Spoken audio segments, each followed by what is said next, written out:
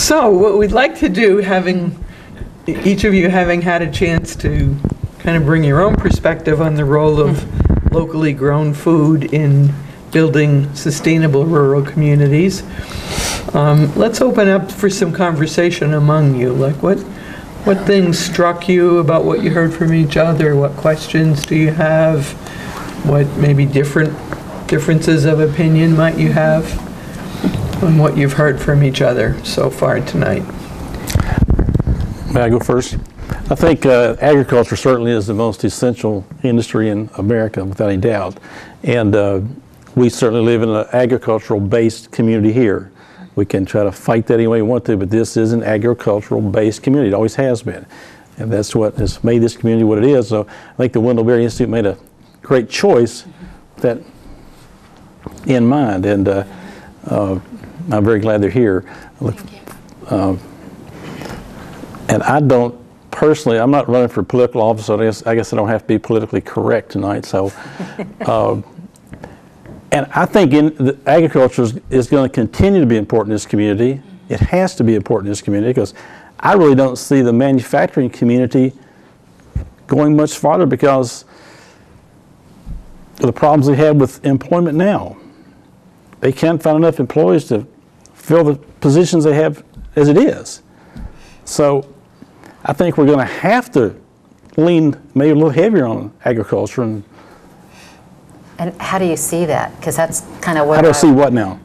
Agriculture, us leaning more heavily on agriculture, and how can we keep it going when even something on a small scale like the farmer's market?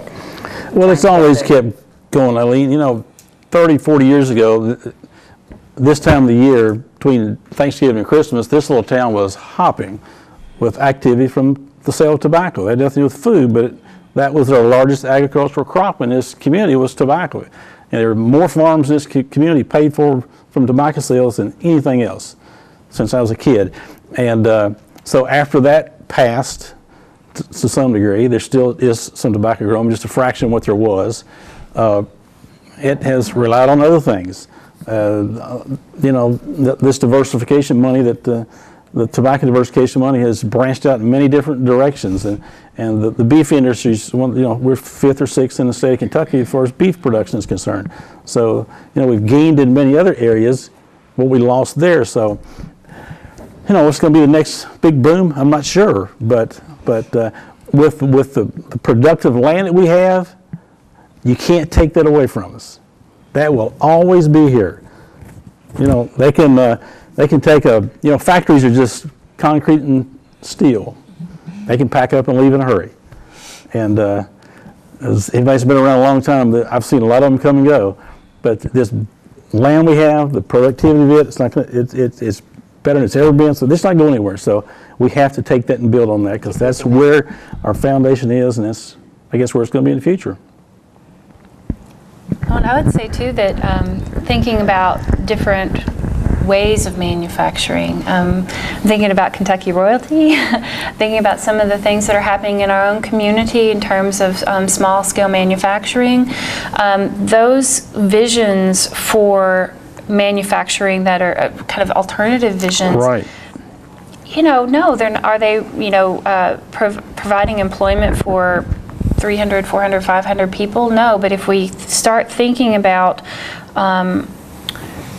alternative forms of employment, you know, so you have more small-scale businesses. That's exactly where I'm thinking. That's where it's going to be. That's where it has to be, I think. This entrepreneurship that is so integral to the ways that Americans like to think of, you know, this is how we like to think of ourselves in the first place. So we already have that built in. That's one kind of thing we don't have to convince people about. But when we have networks of people in the community who are supporting each other, then it makes it more stable so that more people can take part in that, take the risks. I mean, it's because what you're doing is risky, but you have, you know, done your research and you have networks across the state, and you know, there are lots of ways that people are providing models that are really not just heartening and encouraging, but they're actually working and helping create the conditions so that, you know, we're not just thinking about manufacturing as something that happens in a huge facility. And the other thing is the ways that manufacturing have happened in kind of the particular Tri-County area. I mean, it's mostly been automotive manufacturing. Right. And, you know, pardon the pun, but putting all your eggs in one basket is not a great strategy. I mean, you know, you go with where, you know, I understand that there's the issue of obviously jobs creation and economic need, but, you know, smart planning about economic diversification is something that is absolutely crucial to the development of rural communities, and thinking about lots of different sectors, I think, is important. And coming back to the food issue, it seems to me that, you know, Eileen said she can sell more lamb in Lexington and in Louisville than she can in Washington County. It seems like there needs to be two prongs to our sustainable food production. One is, how do we educate, encourage the public here within the county to go out of their way to buy the food that's grown right here in the county. We'll have a healthier community, we'll have a better local economy, and we'll be supporting our own farmers if we do that. But I think the other prong of it has to be, how do rural communities like ours help feed the cities? And in fact, the cities are clamoring for more fresh, locally grown food. That's right. You can't supply enough to Louisville and Lexington. So, I mean, I always feel bad when our producers end up taking all of their locally grown food to Lexington or Louisville, to the farmers markets, because I want people here to have access to it. But if people here don't want it, aren't buying it, aren't willing to bother to come down to farmers market on Saturday, then let it go to the cities, because those folks need to eat and they're interested. But I do think we need to keep both sides of that effort going in order for you all to be successful. That's where you say that St. Catherine students have taken surveys from outside of local supermarkets here in Springfield. Mm-hmm. People say that they want locally grown produce, locally grown food. I see no evidence of that. Mm-hmm. You know, it's good to say you want it, but step up and write a check to buy it. Right. So I haven't seen the proof or evidence that they really and truly are willing to take the next step and make the commitment to buy it. We probably have, I'd say, an average of 75 people who come every week to farmers market. That's true, but So we do have a core of people. That's very true. And we need to expand. And I see some people here who you can count on. They're there every week. You can count on them. They're going to be there. If they're not there, you need to call and see what happened. What's wrong with them? You should check and see, be sure they're okay. But one morning we sent the posse out because our customer who always came first didn't show up. Someone said, "Oh, they better go check on so-and-so. She isn't here, and it's 9:30." Right. Well, and I think that reinforces, I think, what the local foods, well, the farmers market does is it's community. Mm-hmm. And you do start looking and caring about each other, and you do wonder when somebody's missing. And I think it builds a larger, the more people who would come, the more people who are going to, I don't know, care about each other and notice each other when they're missing, when they don't show up when you think they're going to. And not that you're accountable to do your shopping there, but you just notice when somebody's not around. One of the things I keep saying to people is this small community, Washington County of 12,000 people, spends $43.8 million a year on food. That's a lot of money, $43.8 million. If we could get everybody in the county to spend 5% of their food budget on locally grown food at farmers market, but from our beef producers and our pork producers, our chicken producers, our egg producers. We have a lot of different products available all year round now. If people would spend just 5%, which is nothing, of their food budget, we would keep $2.2 million in our local economy. That's a lot of money for Washington County. And I've always heard that a dollar spent in your community changes hands 8 times before it leaves that community. So multiply that times that number. Yeah. That's a lot of money changing hands. So. Yeah. But how do we need to keep making it as convenient as possible, but we also need to persuade people that being willing to go a little bit out of your way to buy fresh, tasty, locally grown is a commitment that you make to your community. So yeah, you do go a little bit out of your way, and maybe you pay a few cents more. But Steve's meals that he put together, there was one that he had pictures. He came in one day to farmers market with pictures, and he had this plate, a gorgeous plate of food. You'll have to tell us what was on it. But the total cost he calculated for that gorgeous plate of fresh, locally grown food was $2 and... Well, if that's just had just a vegetable plate. There were 9 different vegetables, just strictly vegetables, purchased at retail price at farmers market was $2.45. And it was delicious. Then I took the same dish with same vegetables and put together a boneless pork chop from the Moors, added that, and that was about $4 for that meal. And had a doctor in Bardstown guessed that would cost $16. But then I took the same thing with the Rising Sun's prime rib, and that was about $14. And you couldn't buy it for $30-35 any place. And that was with shiitake mushrooms and baked potato. Amazing meal. But a good thing I got to eat all 3 of them, so that was the best part. But we think it's more expensive, but when you get right down to it, It's not at all. it's not all that much more expensive. Yeah. No. Yeah, and I think too that I think this. I'm saying this, and I know that I'm part of this. I struggle with this as well as the hidden costs. The hidden costs of healthcare. That's exactly right. You know, when we think about my students this semester, it's an English 101 class, but I wove it around to a food-based curriculum. So, of course, they didn't know what they were getting into. But but the research that they have done this semester in the class is really opened their eyes to the fact that processed foods are really, they're impacting health in ways that we already knew in terms of diabetes, in terms of obesity. We knew that. But some of the ways that our biochemistry is reacting to foods that are highly processed, we don't even begin to understand yet, to begin to understand the healthcare costs and the healthcare, the repercussions. I mean, one of the things that I just recently heard on NPR is that, for instance, Alzheimer's is now being considered the type 3 diabetes, directly related to the changes in our diet that have happened so drastically over the last 25, 30, 40 years. Those are the kinds of costs that are hidden by the conventional agriculture system that we have to start acknowledging and figuring out the calculus for those kinds of things for people to understand that really maybe it's not more expensive, and in fact, as your kind of experiment has shown, indeed it can be much more affordable. And I think too that this kind of branding of local foods is something that's only for and always for the elite. It's just hogwash. I mean, you have to rebrand it because everybody where I live in Boyle County grows a garden, and they are living in small houses and trailers, and this is kind of something that we're not talking about in our conversations about food so much as how have people traditionally used small-scale production to supplement their incomes, to offset the food costs and food budgets in their households. And so I think we need to kind of talk more honestly about how the foods that we become so reliant upon because of their convenience and the pricing systems, how we know what are the real costs of those. Right.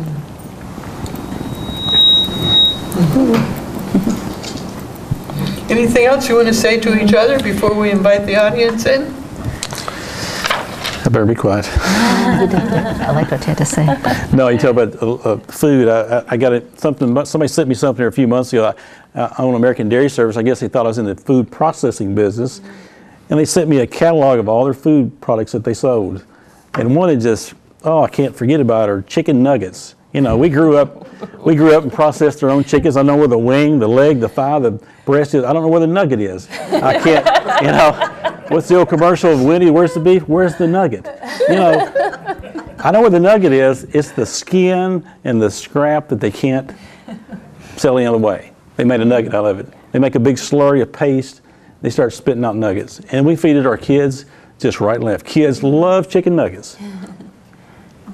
But yeah, it showed all the ingredients in all those products. And hot dog, you know, where's the hot dog on the lamb or on beef? I'm not sure where the hot dog is. It's the same thing. It's all the leftover junk that, so anyway.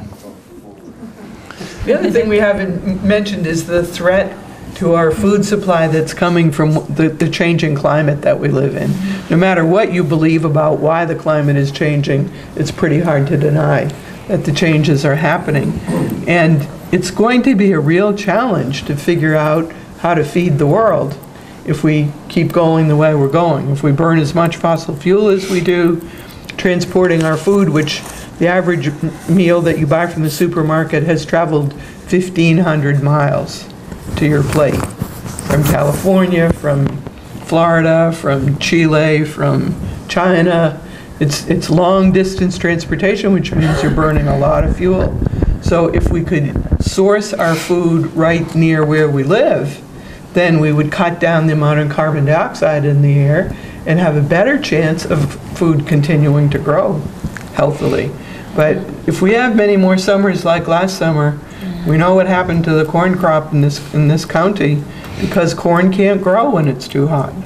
And it certainly can't grow when it's too dry. So there are real issues there that have to be faced too. All right, with that, we'd like to invite all of you to join in the conversation with your own thoughts, comments, questions, concerns, or whatever else you might choose to bring to our attention. Climate change thing that you were on, one comment on that. Modern agriculture is one of the biggest users of fossil fuel there is. Just add that to what you were saying. I think it's at least 20% of all the fossil fuel that's used. Yeah. I think one of the things that has to happen, we were talking about, there's no local demand for local food. In a certain sense, local government is going to have to step up with it and start using part of the tax base to support things, the local producers, and encouraging the schools to purchase from certified producers instead of buying from the large commercial food delivery services. We've got to stop focusing so much on the transfer payment programs and start looking at it investing, because the farmers, the local food producers are taxpayers. And that money then needs to be rolled back into the economy locally to generate revenue producing businesses, which also then presupposes that the local people. I've talked to any number of people who are either, oh my gosh, I didn't know we had a farmer's market, or probably more common is, you know, I keep meaning to go down there, but I never quite make it. We have to have that paradigm shift on both the part of the local residents as well as the government. There's some models, I believe, Paris, where the city of Paris subsidizes a Kentucky Proud type of local product store. And we need to start looking at that, because we have to bring people downtown. We have to have some sort of a reason to start making downtown Springfield the focal point of the community again. And just 8 to noon Saturday with a farmer's market, it's very difficult to create that. Oh, go ahead, Lynn. I just wanted to mention something. People say, oh, I forgot I was going to go. And so not this season, but last season at the farmer's market, one of the things, and I believe you were part of that, is how to attract people to come on Saturdays, is we started having events. And we promoted, you know, this was going to happen this Saturday, this was going to happen this Saturday. And we got real excited about it, New Pioneers did, in trying to create reasons to make it a destination, bring the family, and then you could shop also. And that just totally fell flat. And we thought it would be, I still think it would be a great idea, and we may try it again. But I mean, there it's a destination. It's something else to do while you're, you know, something for the kids to do, something for the families to do. I think we had a solar oven demo once, and we had a butter making once, and we had a lot of things planned, but nobody came to them. David, one small thing that was done as far as tax dollars you could, speaking of, this year the Kentucky Department of Agriculture had a senior nutritional program. They handed out vouchers that could only be used at farmers market. Now, that was very good. And they, I don't know what percentage we used. This is the first year they had them, but you know, those people came and used their vouchers up and never saw them again. But they did come, they used their vouchers, they so that was good. They took some of their Bribery. money and turned, huh? A little bribery. Well, possibly a little bribery, but Incentive. incentive, yes. But it did work to some degree. It was pretty good. So. I'd like to add something to the comments. We're talking about getting local government involved. You know, I've worked for the city here for more years than I care to tell you, 34. And, you know, recently, I mean, I'm going to say that I feel like the local officials here have been really proactive for a community of 3,000. The city officials here, first of all, you know, they took the bull by the horns. They went out there and fought for the Phase 1 money. They built the farmers market. They have support. They started the farmers market. You know, I'm talking about city government. Nell's shaking her head. You know, she opened up the farmers market, her and Kathy, for the first 2 or 3 years. Certainly, I don't want people to think that local government here hasn't been proactive, because we have. As a matter of fact, we are currently working with the mayor and the council on a local market to assist in promoting local producers and artisans. So, so that's actually all on the table. So I don't want people to think that you know, local government is blind to the benefits, because I don't think they are. I think there's probably a lot more that goes on with city officials and producers than people recognize. But the last thing I also want to say is, I feel as though one reason you don't see a lot of people here at the farmers market, there's a lot of people like me who have big gardens. I bring in bushels of vegetables to everybody at my office every year. We gave away over 20 bushels of tomatoes last year. I don't have time to sell my products, but I will give them to you if you come to my house. I'm not alone. There are many, many people that do what I do. She's undermining Well, that's one thing we've talked about many times, is this is an agricultural community. A lot of people raise gardens, and they love to give it. I gave it away for years, and they love to do that. And that's just part of it. So that's one thing we have to compete with, and that's just part of it. So, yeah, but I hope. Finding a market for what we have. Maybe we should work harder on trying to market.